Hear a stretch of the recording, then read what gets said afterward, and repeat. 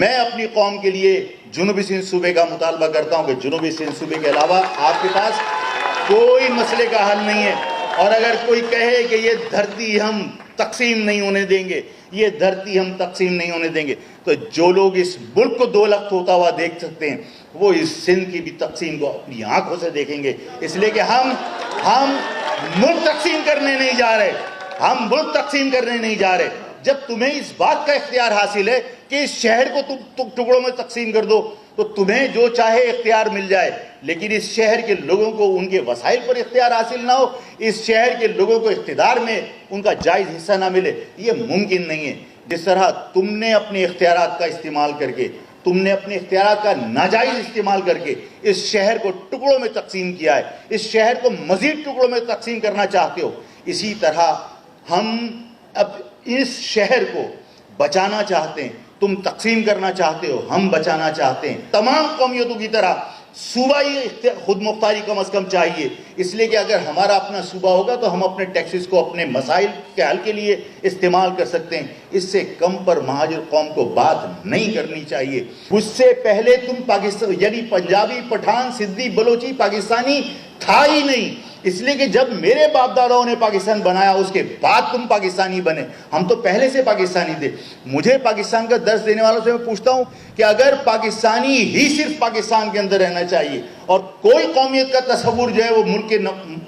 مفاد میں نہیں ہے، تو مجھے بتاؤ پنجاب ریجمنٹ کیوں ہے، سندھ ریجمنٹ کیوں ہے، بلوچستان ریجمنٹ کیوں ہے، فرنٹیئر کانسٹیبلری کیوں ہے؟ یہ ساری کی ساری جتنے ریجمنٹ بنی ہوئی ہیں، یہ ریجمنٹ 1، 2، 3، 4 ہو سکتی تھی۔ قومیتوں سے میری لڑائی نہیں ہے، لیکن نوجوانوں نے بعض جگہ پر برائی کرنے کی وجہ سے کہا کہ تمام لوگ ہماری برائی کر سکتے ہیں لیکن کسی کا باپ ہماری برابری نہیں کر سکتا۔ ہم سب کے سامنے یہ بات کہتے ہیں کہ اگر کسی قومیت سے کسی ملک کو، اگر کسی کی قومیت سے کسی کی زبان کی شناخت کی وجہ سے پاکستان کو خطرہ نہیں ہے تو مہاجر قومیت سے دستبردار کرنے کا خواب کبھی شرمندہ تعبیر نہیں ہوگا۔ مہاجر نوجوان اپنی شناخت کے ساتھ زندہ رہیں گے، مہاجر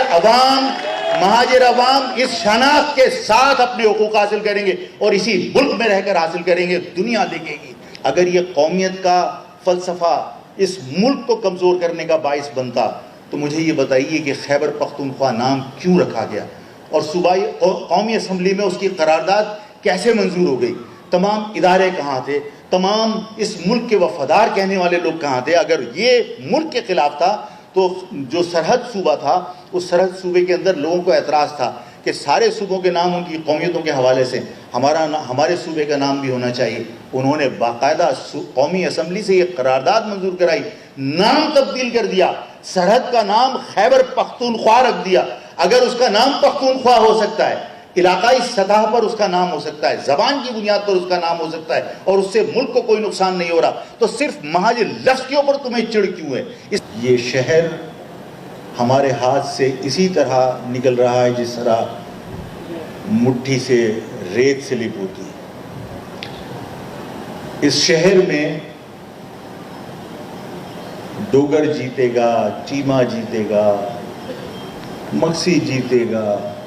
اور یہ سب کچھ اس لیے ہوگا کہ اس شہر کو یہ ثابت کرنا مقصد ہے یہاں پر فیصلہ کرنے والی قوتوں کی طرف سے کہ یہ شہر آپ کا اور میرا شہر نہیں ہے۔ اور اس خدشے کا اظہار ان تمام لوگوں کے سامنے میں نے کیا جو اس شہر میں مہاجر سیاست کرتے ہیں، بلکہ میں یوں کہوں کہ مہاجر سیاست تو نہیں کرتے، لیکن جب انتخابات کا وقت آتا ہے وہ مہاجر اور جیے مہاجر کی تسبیح ہاتھ میں لے کر عوام کو بیوقوف بنانا شروع کر دیتے ہیں۔ اور آج وہی لوگ جو جیے مہاجر کا نعرہ لگانے پر جوتوں سے لوگوں کو مارا کرتے تھے، اپنے آپ کو نیا سندھ ہی کہلوانا پسند کرتے تھے، اور وہ لوگ بھی جنہوں نے ایک نئی جماعت بنانے کے بعد